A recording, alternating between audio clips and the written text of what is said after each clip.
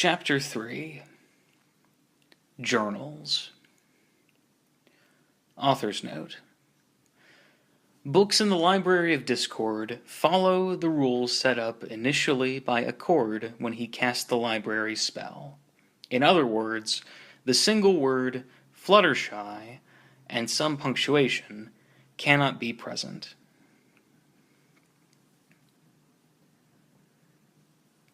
"Do you think that's enough reading, Accord?" Fluttershy asked.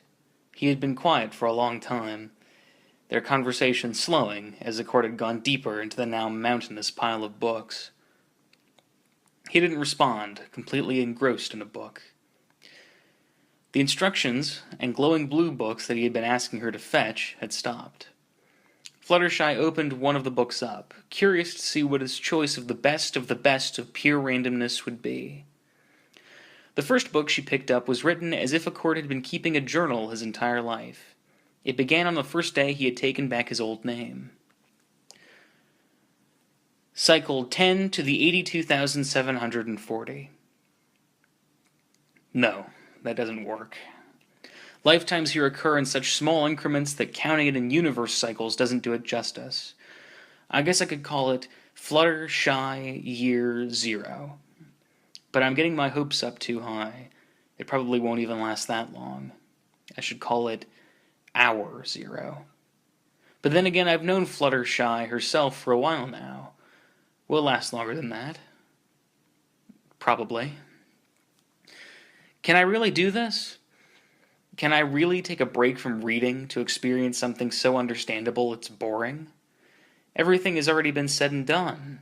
There's nothing left to learn. I've read so many books about Fluttershy that she's indistinguishable from every other character in here.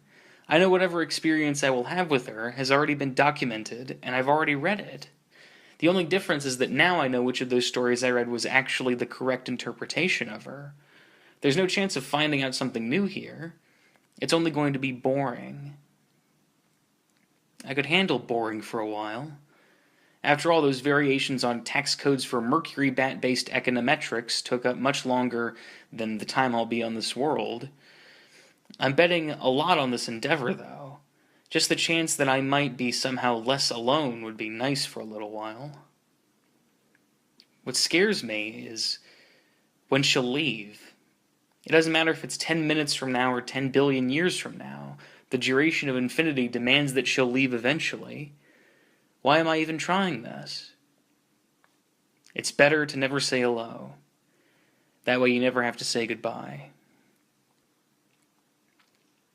No. I've said hello. It's too late now. The goodbye is inevitable at this point. If I say goodbye sooner, it would be less traumatizing for me. You're thinking too much about yourself. Who said that? Me. Who? Fluttershy. How did you get here? This is my private journal. There are copies of it floating all around your library. Statistically, there's one of them, this one, where I call you out on how much you think about yourself, which you are doing all of the time. Well, it is just me here. Granted, there's a lot for me to think about. I often get lost in my thoughts. You have a library inside your head that goes on for infinity. I don't think it's possible for some pony to become more lost in their thoughts than you. Put the book down and go outside. There are ponies to talk to. Why should I? I've already experienced the effects of talking with them. Because it will make them feel better. That won't matter. They'll be dead too soon for any of it to be worth it. Not if they like you so much that they feel like sticking around. I came in here to have a nice philosophical discussion with myself. If I wanted to talk to Fluttershy, I can talk with her whenever I want to. Then put down the book and go talk to me. Fluttershy put down the book. It had gone a little too meta. The Accord in these books was not the pony she knew and loved, and the Fluttershy in them wasn't her either. She knew he had read a lot about her before he had met her, but nothing that was in the books could compare with her real self. Accord did understand that, right? Fluttershy started to meander her way around the books, almost knocking over several of them in the process, keeping them in place with her own magic. She eyed an entire stack that had been dyed magenta with numbers recently added to the side. Opening the top book revealed the whole set was for a single spell to reverse entropy in a universe. She picked out a book at random from the center of a stack of red books, letting the one above it float with her magic. The book gave a detailed method of traveling back in time by keeping a series of memory backups in a separate universe. All atoms in a universe would slide back to the previous position based on the record. Traveling forward in time would leave the traveler frozen outside of the universe until re-entry. And depending on the system and how much memory was available, alternate timelines could be stored as well. But doing so resulted in memory universes exponentially bigger than the root universe. Putting that book back, she tugged another one out of the red section. It postulated that if the right spell could be found, the digits of pi could be translated into readable text. The text of the digits of pi will tell the story of every single soul that had ever existed, and they would never repeat. Since pi went on forever, it wasn't finite like the Library of Discord, and so the ideal of method to read all stories would be to find out how to read pi. Another book put forth the idea that the phoenix was a creature that modeled an ideal existence. A phoenix experienced both reincarnation and immortality at the same time, with each memory kept on the next lifetime, but still able to experience aging.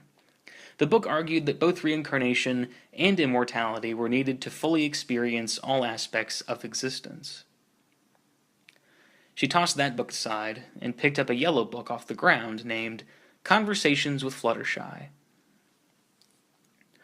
Accord eyed the souls floating around him. An orange one and a green one in particular seemed to be trying to nestle themselves inside his mane, the rest content to float near him. "Is there a fly in the room?" Fluttershy asked. "No, just some souls," said Accord. Fluttershy tilted her head sideways for a moment. "Souls? It's okay if you don't know about it yet. Your society isn't technologically advanced enough to understand the true nature of the elements, especially the largest one, soul." Fluttershy was inclined to continue tending to her animals, but this idea left her very uncomfortable. Are you talking about the same concept I'm thinking of? The, thing that guides each pony?" "Yeah, that," said Accord. "And there's some in this room right now?" asked Fluttershy, nervous at the prospect of entertaining so many possible ponies. "Of course, they're everywhere. Most of them kind of wander around for a while until they find another soul they like, and then they congregate near that soul, hoping for the possibility of being reborn." She watched as a horn came back on his head, shedding away his normal Pegasi form. He cast a magnification spell, gesturing to the floating orbs of sapience. "They're investing in me, in a way, hoping to be one of my foals and hanging around in case the opportunity arises." Fluttershy looked at them, confusion etched on her face. Accord was content to stare at them for a while, watching the colors change and flicker as she collected her thoughts. Are there souls investing in me?" she asked. Accord brought around the magnification spell onto her, combining it with a searching spell that would search for any element of a high atomic mass. You have more than me. There's got to be around 100 floating around you right now, and a few of them seem to be confused as to which of us to be around." Fluttershy eyed the room around her, unsure of what to do. Can you get rid of them?" "It's not like they're fleas, Fluttershy. They like you and would love to be born sometime." "I'm not ready for that kind of pressure," she said, shrinking herself lower and eyeing the air around her suspiciously. "No, it's not like that. There's no need to feel pressure about them. Forget I even mentioned them," Accord said, trying to wave the subject away. "It's not something ponies need to worry about." Fluttershy shook her head and tried to get back to feeding her animals, but her own thoughts gnawed at her. Is this... She paused, trying to make sense of the thought that had entered her head. Is this where we go when we die? Just... around? Yeah, Accord responded. But what about heaven? Asked Fluttershy. What about it? Don't we go someplace nice after we die? What are you talking about? This is heaven right here, said Accord, looking around at the cottage and out the window and everywhere beyond. After a long time spent searching for a family to be born into, a soul is born into a heaven. It's a nice system. But... no, this can't be heaven, said Fluttershy, facing away from him and trying to finish preparing a meal for the chipmunks. This is way too hard to be heaven. Yeah, said Accord, sighing and closing his eyes. I can agree with you there. Life is hard, but it's heaven in comparison to the wandering in between birth and rebirth. Fluttershy had stopped preparing the meals at that point. Were these souls ponies? Not necessarily. Accord moved his horn and let it glow for a brief moment. This one's been a dragon and a griffin before, but not a pony. He moved his horn again, and this one's been a pony for a few lifetimes. You can read them? Asked Fluttershy. Not on most worlds I've been on. The souls here have evolved a system for keeping memories from one lifetime to the next. I'm rather curious how Chaos evolved that feature. But there have been lots of crazy things I've seen on worlds before. Chaos demands that everything exist eventually. She moved and sat down on the couch next to him, sinking into the cushions and letting her mind stew some more. He had the most annoying habit of bringing up ideas that made her stop and think for a while. Does that mean I've lived lifetimes before this one? She asked. Most likely, said Accord. Do you want me to check? Fluttershy looked at her hooves, nervous about what might be found. What you did in your past lives is over, and you can't do anything about it, said Accord, so it's probably not worth checking. She slipped further into the couch, seeking a spot for her eyes to rest on while she thought. The texture of the fabric was dull and uniform, keeping her mind moving.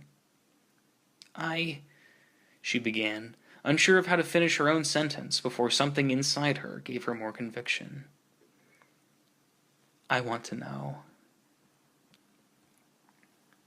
Accord nodded his head. Do you want to look at them on your own, or do you want to watch them together? She looked into his steel-gray eyes, deciding to once again trust him. The book delved into her past lives. An earth pony carpenter back before the princesses had reigned, a dragon that had died in infancy, and a forester. Only 3 lifetimes within the 20,000 years since when Accord thought the planet had begun. She left that section, meandering to a veritable forest of green books, each titled Friendship, followed by the name of a friend. It was the largest section of the stack of books, one for each friend that Accord had made in Ponyville and elsewhere. She opened up Friendship, Spike, and started to read. I messed up. I completely messed up. I could have chosen the book where some other method is used to draw Twilight into the library. Wait, had that really been my plan? Yes, that had been my plan. But let's put some distance between the me now and the me then. I am that being no longer. But I still need to face the consequences for what I did. It was yesterday, after all. He agreed to meet with me and go for a flight together. I had a lot of apologizing to do. We took off and soared into the air. The exercise of flapping my wings did not free me from the anxiety for what I had done. I'm sorry, I began. My prepared speech sputtered to a halt as he interrupted me. Apology accepted, said Spike. I coughed. My single-thought mind took far too long to come up with an optimal response, so I had to settle for a decent one. I left you trapped in my library for 2 years, and you just forgive me? I slept through most of it, thanks to you. I read about Twilight teleporting down to me. You, her, and Fluttershy didn't need to sleep in that universe. Well, I slept 23-hour days. I know that was you. But you would not have been in there in the first place if it wasn't for me. Yeah, and for that you were a monster and a terrible pony, Spike sneered. But the only ones that understand a little of what you've been through are Fluttershy and I. Remember, I read the conversation you had with her. He paused and looked at me. You did have a conversation with her, right? I nodded. Everything written in that book happened. So you really have lived an infinite amount of time? No, I paused. But from your perspective, it might as well be. We flew on for a while, vaguely headed towards a distant mountain, the ever-free forest far beneath us falling behind. There had to have been other books in the library you would have preferred I had found. Why did you let me read the one with all of your secrets? I said nothing for a few moments, thinking it over. The lack of multiple thought spells made this an agonizingly slow process. We rode a thermal upward before I was able to put my logic into words. Because I'm forcing myself to have friendships. Fluttershy was the first, you're the second, and I'll just have to work my way up to being friends with every pony else. Your idea of being friends with someone is to trap them in a library until they read your life story? He said, raising an eyebrow. You do need help making friends. I stared down at the ever-free forest below. Yeah, I guess I do. I never thought that there would be something that I hadn't learned yet. I think you've learned a lot about friendships, Accord, but it was all mixed up with lies. Besides, not even Twilight could learn how to be a friend from a book. And now you know that even with an infinite amount of books, you can't learn the best way to be a friend. But don't worry, I can help you. Thank you, I said, still a little shocked that the conversation had gone in a wildly different direction than I anticipated. It's been a long time since I've had a friend, much less more than one. Spike didn't say anything. The mountain had been looming in the distance, caught up to us. I pointed a hoof at it. Hey, do you want to land on that ridge over there? I have a gift for you. The look of mistrust on Spike's face made me wonder if we really were friends or not. Don't worry. It's a good gift. I think you'll like it. We landed on the ridge, and I tossed a slightly open pouch at him. What's in this? He asked. It's all yours. He slowly widened the opening, eyeing the vast hoard inside. His dragon greed propelled his slender build bigger and bigger. The more he opened the drawstrings, the larger he became. I flew up next to his snout as he kept growing and growing in size, eventually reaching hundreds of meters in height. Do you like it? I yelled at the enormous dragon, unsure if my voice would reach him. I'm still me, came the loud growl of the giant dragon. How do I still have self-control? You're a slightly older dragon now, Spike. You can control yourself much better now. And none of the gold, jewels, and gems can be taken out of that pocket universe. He reached his claws into the wide pouch, an invisible barrier keeping the gems just out of reach. He shot me a dirty look. The pouch and the hoard inside can grow as much as you need it to. You just keep opening it as needed. So if Equestria needs saving, you can save the day. Spike looked around at the vast landscape around him, drinking it all in from his new perspective. After a few moments, his huge claws tugged at the drawstrings of the pouch, each tug shrinking him more and more. And if you tighten even more, it will act as if you had a negative hoard. That was some fun math to figure out. A negative horde? He asked as he tightened the drawstrings. He looked up at me. Wait, when did you get so tall? I pulled out a mirror for Spike to see himself, the shock on his face well worth the reaction. I wasn't sure if you wanted to be a teenage dragon yet, so if you want, you can freely change your size back to when you were pre-library. The magic system of this world conveniently allows for that. I also stuck a few spells on there, including one to make sure that no one can open or close it but you. He gave the pouch a final tug, completely returning to his normal size. Thanks. Fluttershy read through the rest of the book, amused at the adventures that Spike and Accord had gone through that she had only heard snippets of. She read through the stories of Friendship, Pinkie Pie, next. She was a pony so easy to be friends with. Then Applejack, Rarity, Rainbow Dash, and the hardest of them all, Twilight. It had taken a long time, but every pony seemed to have gotten along with him after a while. Fluttershy gave some of the other books a glance, including Mr. Cake and Octavia's, before looking at some of the other sections. The friendship pile, as well as other stacks of books, were neatly organized, but as she wandered around more, she found some books chaotically strewn about. She picked one up that was lying open on the ground, a few pages creased. The book detailed a theory that the multiverse seemed infinite because of the algorithms of an incredibly complex series of spells called a computer. Its main function consisted of continuously creating new universes as the observers within explore more. The evidence for this was that atoms existed as rewritable nanomachines. If they were in any other construct, this could be explained away. Most of the souls in the universe were algorithms specifically created to do a task. In that, Accord was nothing more than a brute force algorithm, set to find meaning from all possible solutions. When she finished reading it, she placed it face down open on the ground again, just in case Accord had some method of organization she hadn't noticed. Fluttershy opened another book that gave the entire history of her and Accord's relationship from the perspective of Angel Bunny. Amused by the idea, she peeked inside.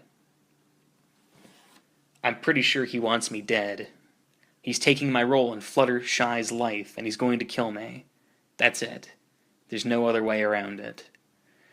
I used to be the one creature that Fluttershy would go to when she was feeling down, but now I can't get a word in edgewise.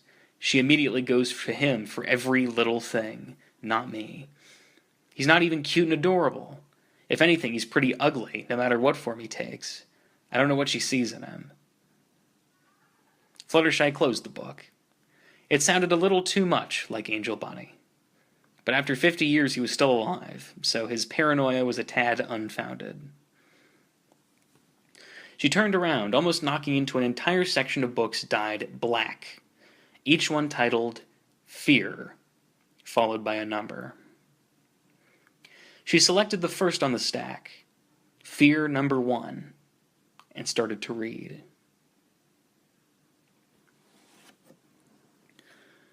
Do you have any idea what it's like to be a void wisher? Imagine living a life and dying, only to find that there was something afterwards. I didn't want anything afterwards. I wanted nothing. When I died, I wanted to go to sleep for forever. I didn't think my only desire to be as close to non-existent as possible would be so hard to grant. I told the staff on the other side to leave me alone, to never, ever wake me up. They agreed to do so.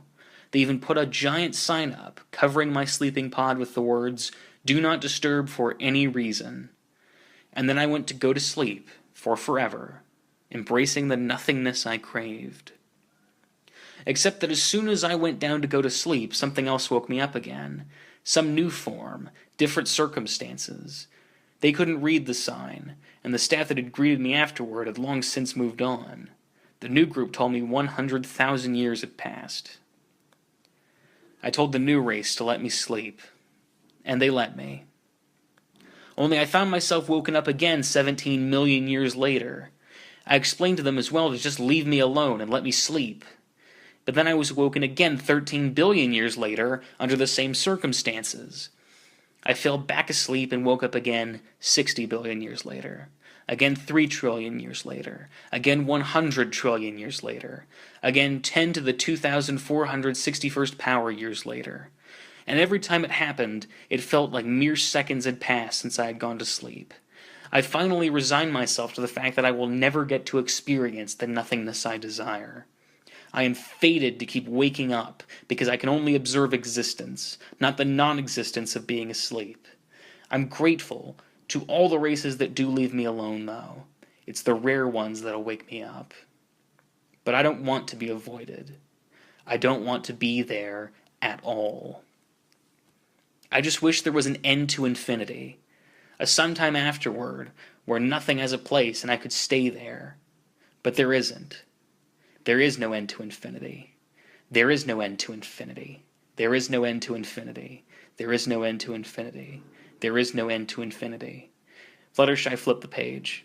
The mantra continued on, even to the next page, and the next. She turned the pages in a mad dash to get to the end, only to find that the entire rest of the book continued the chant, until after a certain point numbers started to appear.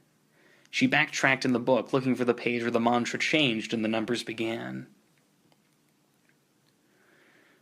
There is no end to infinity. There is no end to infinity. There is no end to infinity. Maybe there could be? It took billions of years of research and a lot of work, but I've done it. I've figured out the components that make up soul, element 1 trillion. It took another round of infinite time, somewhere on the order of 10 to the 24th universe cycles, but I've done it. I found a way to turn trillion into base hydrogen, and now, finally, I can rest.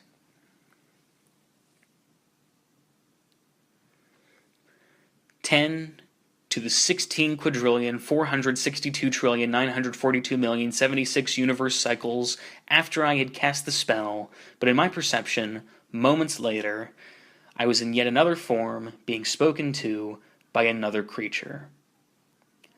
A monster had put me back together again.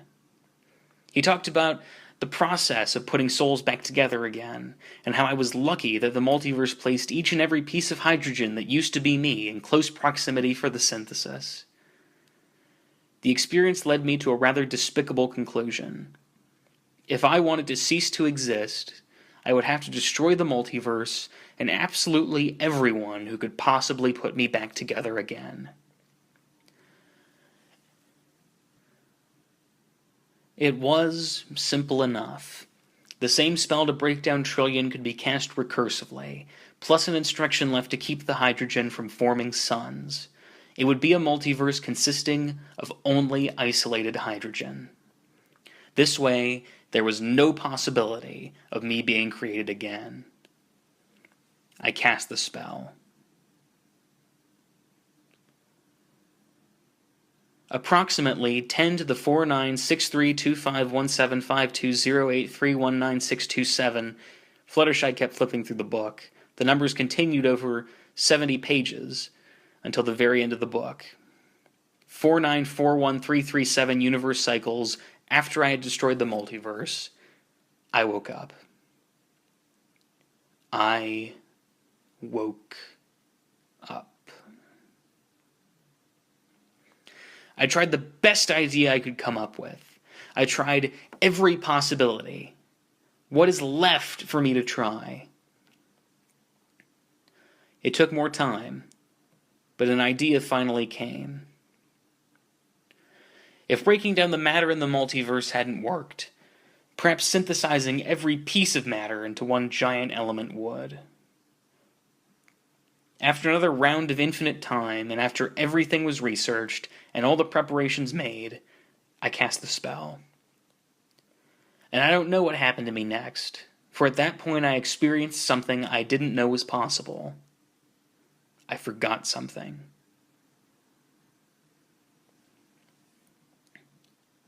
Fluttershy eyed the last page, dumbfounded. It combined many of the hypotheses Accord had on the nature of the multiverse, and his own origin. Is this where he had gotten those ideas from? She closed the book, unsure of what to think. The next book on the stack, Fear Number 2, consisted of the words, "Find the happy ending," repeated for 410 pages. Fear Number 3 was the same, except the mantra was, "There is no happy ending." She skipped several volumes of the fears until she found a book that broke the pattern slightly, opening up Fear Number 42A, and started to read. Hey, you, Accord. You in the library that goes on forever. The you that's absolutely jumping for joy right now to find a book with 3 grammatically correct sentences in a row. It's been, 4,000 years since you last had a book go this far and stay sensible? I have good news. The rest of this book, all of it, the whole thing, every last line makes sense. But before you celebrate the joy of things making sense, we have something you should know. We hate you, Accord.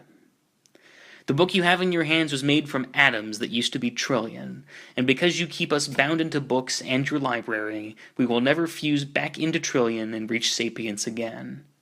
At the start of everything, there was simply trillion. Copies of the element extended throughout the entirety of the cosmos, as trillion had never been broken down into smaller parts before. Those noble atoms dominated all of existence and eternity. We're not sure what triggered it, but at some point in the past, a few trillion split into element 1. In the slow process that is the duration of infinity, eventually those atoms regrouped and latched themselves onto you, Accord, forming your body. But you got lonely. You wanted a way for there to be more things like you. But you didn't know that inside you, the thing that made you sapient, was trillion. And do you know what you did? You figured out a way to break down a single trillion, into a trillion element ones. As far as you were concerned, you just wanted more matter to manipulate, and didn't know how precious the matter you were splitting really was. You figured out a way to automate the process, casting a spell to continuously break down trillion. Your spell rippled across the multiverse, and left an infinitesimal fraction of trillion still in one piece. You began to play around with all of these new elements, moving them and creating simple combinations. You noted how hydrogen tried to group with each other and fuse together to form element factories, the suns. You explored more and more of this new space that was popping up. But it was only after another round of infinite time, about the same time it normally takes you to read through a couple billion floors of your library, that you found something alive. After several cycles of stars exploding, there was a big chunk of rock floating next to a star. You visited it, Accord, and found a small piece of something wriggling down on that planet. And at the center of it, you discovered the now irrevocably rare trillion. You thought nothing of it, exploring more. But then a long time later, when you revisited that place, you discovered a race of beings. It was one of the single greatest discoveries of your existence. But something was odd about these beings. Every last one of them had a trillion inside of them. Indeed, that element was actually soul. You took a careful look inside of yourself and discovered that there was a piece of trillion that was the control center for you as well. This realization horrified you, Accord. There could have been a lot more souls in the multiverse had you not went on the worst kind of killing spree. You tried to do everything you could to put a trillion hydrogen atoms back together again. But no matter what you tried, no matter how obedient the atoms were to your every command, even they couldn't put themselves back into such a large state again. In your horror, you did the only thing you could think of that would ease the pain. You got rid of those memories, all of them, leaving yourself a couple billion books scattered across the universe so you could learn a few things that you thought might be useful after the memory wipe. It's your fault we're mere atoms, just pieces of your library now. We were souls. We were the seeds of sapience. But your ignorance has left the multiverse in this sorry state. It's the fear of being around other souls that hurts you. There could have been so many more if it weren't for your experimentations on ripping trillion apart. But you don't know if that's the story, do you? That's what makes this library so funny. You can't believe a word of what you read here. There are so many others here with their own half-truths and half-lies. What makes this book any different? But think for a moment, Accord. How can you prove this wrong? The truth is you can't. Your memories were wiped at a certain point, and you can't confirm that this book didn't actually happen. It's the doubt, the fear, that prevents you from ever deciding to erase your memories again. But before you go and dismiss this book, we have a message. The only kind of message you can trust in a library where everything has to exist. The book to the right of this one on the shelf continues this book, as does the next one. The entire rest of the spell and the two following it contain a seeker spell you can cast. Somewhere out there is a place where your disintegration spell has not yet reached. It's the place outside of your ever-expanding sphere of destruction. The seeker spell will race forever until it finds a sea of absolute trillion. Once the spell finds it and confirms that a disintegration spell has been breaking down trillion into hydrogen, it will return and confirm our tale. Don't worry. This seeker spell is faster than your disintegration spell. The answer will come someday. And when that spell returns, you'll finally know that it was you who did this to us. But until it does, Accord, you can't die, or else the response won't be retrieved by anyone. When the spell does return, will you figure out a way to put us back together again? Perhaps there's a book here that can detail how. But is it something that can even be conveyed in words? Words have limits, you know. Perhaps because you only seek for answers in words means you won't ever find a way. You were the one that massacred us, Accord. But now you're the only hope we have of ever becoming sapient again. Here's the spell. Fluttershy skimmed through the rest of the book. It was a long and detailed spell. She looked back at the pile of black books and was horrified to find fear number 42B and fear number 42C indeed continued the spell. She put the books back. Accord had confided in her these fears before, and she remembered the words of comfort she had tried to give him at that time. But no word seemed a very good response for something like that. She looked back to where her husband was reading, and left the fear section, meandering to a much larger section of sky blue books that had been titled Family. She picked out Family Volume 1 and started to read. Autumn sunlight was born today. I've always let the duration of infinity and randomness dictate the creation of sapient beings. I've never played a part in it before. But here he is, a happy newborn foal being held in Fluttershy's hooves. I begged and pleaded with her to just let me see what memories were hiding in his past lives, but she was against it. It's okay not to know everything, she said. She argued that I might bias how to raise him based on how his past lives played out. But what if that could make me a better parent? What if there were patterns in there that would help? But she made me agree not to, and so I did.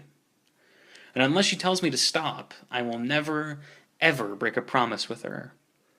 I value so many things now, but her trust and friendship is my most valued possession. I used to think that my library was the only thing I could trust, the only thing I could hold on to and understand. But I understand her, and she has a good hold on understanding me. I couldn't ask for anything more than that. I value her friendship far more than my entire library. But autumn sunlight, my little Pegasus foal, how long has it been since you last found a form to inhabit? How many lifetimes did you live before finding us? Before you were in Equestria and got that memory cover, had you ever inhabited a body capable of sapience? Whatever happened, I'm glad you're here now, and I'll do everything I can to make your existence a good one. I refuse to think about when or if we'll have to say goodbye. Eternity is made up of an infinite amount of now, and I'll make now matter more than thinking about the future.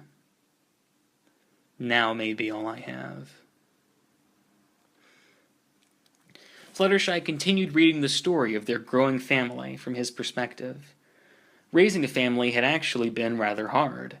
The Foals were constantly crying and yelling, and Accord's experiments with harmless chaos every so often made her role sometimes too difficult to bear. She had made Accord cast multiple thought spells, and bring her to the library just to get some peace and quiet. She employed many strategies to only come in here when she felt she couldn't handle what was going on. The goal was to only pause time and take a break for extreme circumstances only, which ended up being all the time. If she hadn't abused the multiple thought spell, she would only be 50 years older like her friends, but with the compressed time, she was probably pushing 300. But it was worth it. They both loved their foals. It was like raising best friends from scratch. She paused between Family Volume 6 and Volume 7, putting away Book 6 and contemplating leaving the library to go visit her foals. How were Autumn Sunlight and her other children doing right then? But she couldn't leave the library to check on them. A simple hello would be centuries from Accord's perspective, and who knew when Queen Galaxia would make her appearance. She wondered for a moment if the volumes in the family section would reach a point beyond what she had experienced so far, but after some quick math and reading the last couple paragraphs of the last book to be sure, she realized that Accord had only put in this section books that had already occurred. Her eyes rested on a book on the ground that hadn't been organized properly. It was such a dark gray that it almost seemed like part of the fear section. She trotted closer to it, looking at the title, Omphaloskepsis. Accord, I have a favor to ask you. Don't worry, it's not too painful, and it will put your mind somewhat at ease, but probably not as much as you need. I want you to take a look at your soul, Accord. You know you have a piece of trillion guiding you, and that is your soul. It is merely the intricate combinations of the hundreds of subatomic particles that make up your sapience. Your brain interacts directly with your soul. They work so interdependently that after a very, very long time, a part of your body can join with your soul. A tiny hydrogen can join and give you element 1,000,000,001, 1,000,000,002, and so on. But only in a mind can this reaction take place. This small reaction occurs so rarely, it is lucky if it happens once in 100,000 years. So, Accord, what is the atomic number of your soul? Here's how you find out. Try to cast your multiple thought spell. You only have 1,000,000 or so going at the moment. Keep casting as many as you possibly can. How many threads of your consciousness can you run at once? If this book reaches you at the right moment, you should be able to cast your multiple thought spell 100,040,792 times. That means you have over 100 sextillion protons, neutrons, and electrons guiding you. A massive, beautiful atom.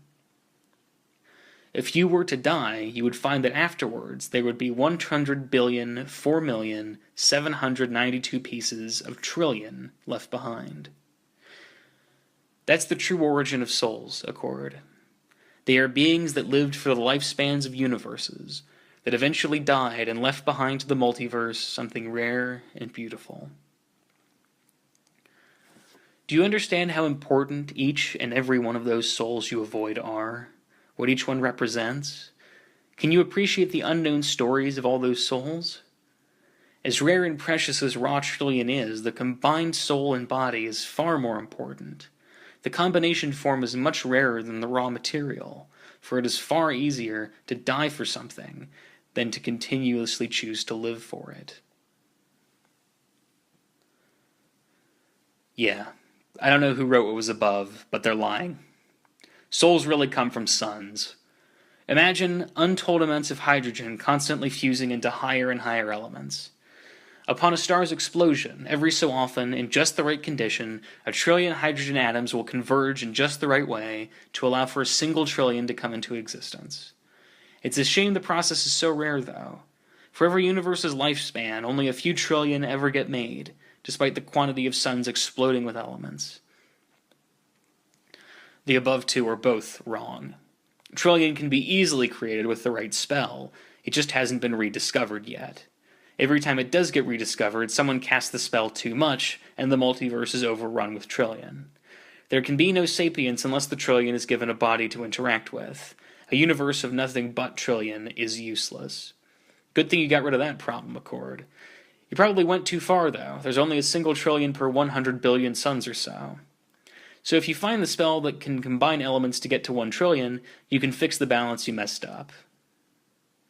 Those writers above? Wrong. Where we should be looking is at the primitive structures that guide plant and animal souls. Trillion won't gravitate to a simple plant or animal unless it doesn't have any other choice. It craves real sapience that allows it to become stronger, to learn and to grow. But by studying what drives plants and animals, we can find out a better way. Depending on the planet and the nature of the substance, element 1000 sometimes shows up guiding plants, and then elements ranging from 1000 to 100,000 show up in animals. All of our attempts at synthesizing an element with an atomic number past 100,000 have been in vain. We can create all parts of animals, including the soul of one, but there must be some key part we're missing that's preventing us from being able to combine 10 million of the element 100,000 together and form a true sapient soul. That's what we should spend all of our research time finding out.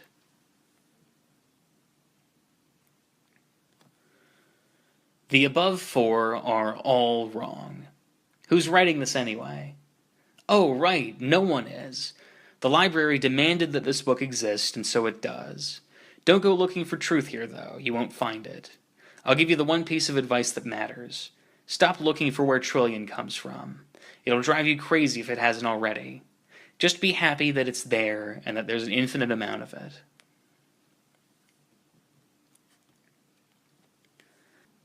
I disagree with the statements above. The real question we should be asking is where any of these elements come from. Why is organization our only power, not creation? Where did all this something come from? Why can't new element 1 spring forth out of nothing? Why does Trillion naturally seek sapience, moving on its own looking for bodies to inhabit? Why is it that even amongst dead universes, Big Bangs still occur? If the book with all of the answers is here somewhere, will we even recognize it? Accord, I'm not going to tell you the above are wrong. They all have a bit of truth to them. But the very process of searching for the spell to put souls back together will lead to the unification of the multiverse. The entire multiverse exists in cycles of element 1 and element infinity. When the spell to put souls together is found, uncontrolled fusion occurs.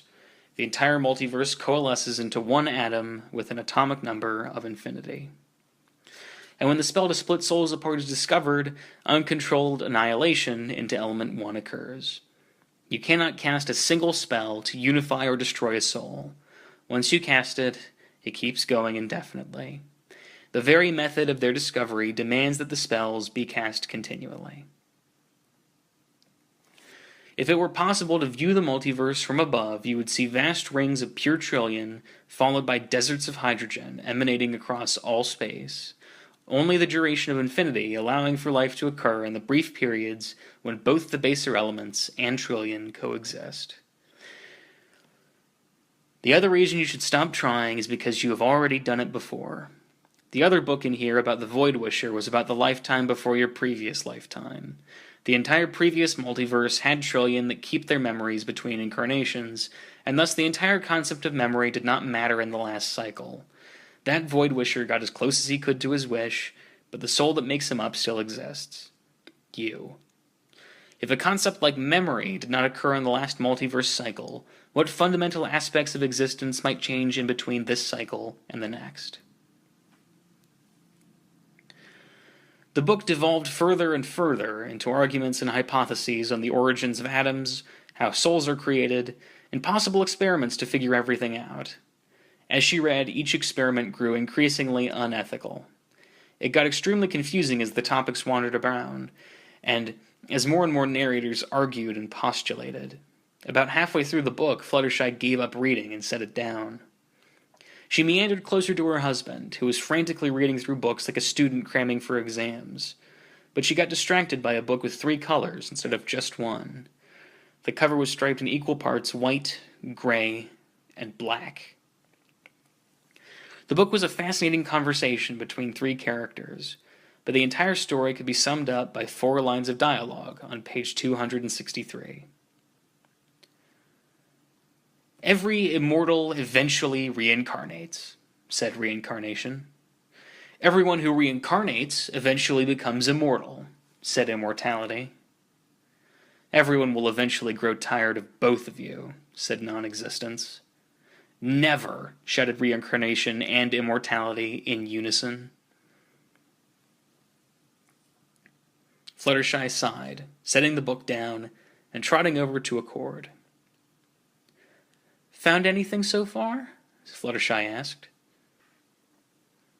Yes, everything, said Accord, snapping the book he was reading shut and inscribing a title onto the cover before adding, and nothing at the same time.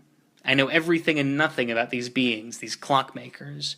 I have possibilities, mere theories about what they are and what they do, but these books are no help. Let's close the books, Accord. What do you, not the books, think they want? I think we just need to ask them, Fluttershy.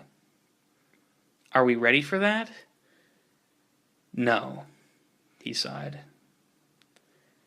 And yes.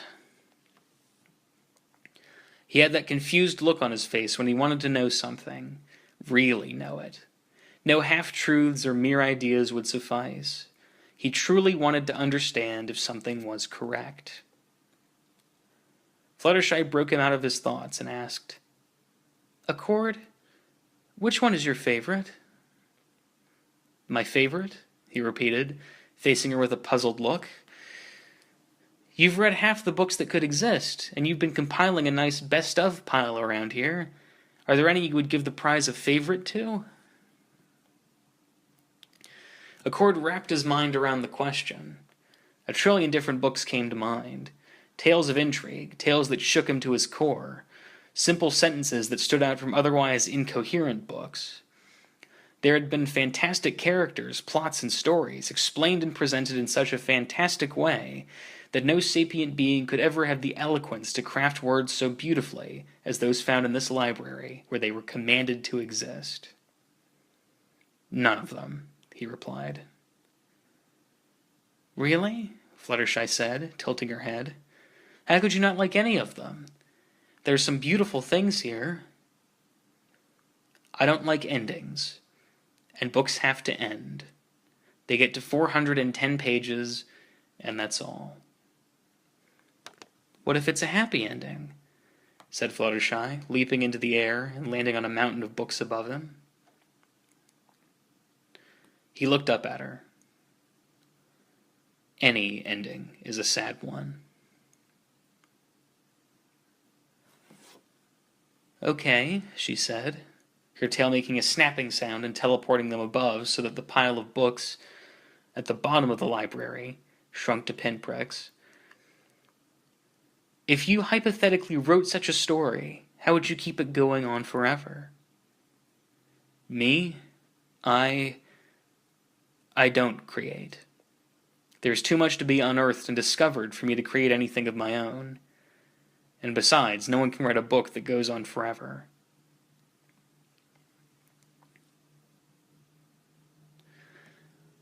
We raised 2 foals and 3 fillies, Accord. You painted signs in Ponyville for the last 50 years with expert calligraphy, lulling ponies into our town just by how well everything had been neatly written. You can create. She snapped her tail again, showing an image inside the library of what space looked like outside Equestria, viewing the planet below. I'd say there are a lot of stories that go on forever, Accord. There's your story, yes, and then my story, and then our story. That's 3 different stories that go on forever. He stared at her. Are you saying what I think you're saying? I'm still not ready to say forever, but I want to stay alive for a whole lot longer, especially if it's with you. He smiled and embraced her, holding her tightly as they watched the image of the planet below slowly spin. The small sun hovered above the planet and orbited around, the moon on the exact opposite side, a slow dance of celestial objects surrounding a world that meant so much to both of them. You know, if it was just us going to live forever, this would be easy, said Accord. We can do better than that, though, said Fluttershy. Starting with Pinkie? If she's the first one to go, then yeah. Okay, let's do this. Let's save Pinkie Pie, said Accord.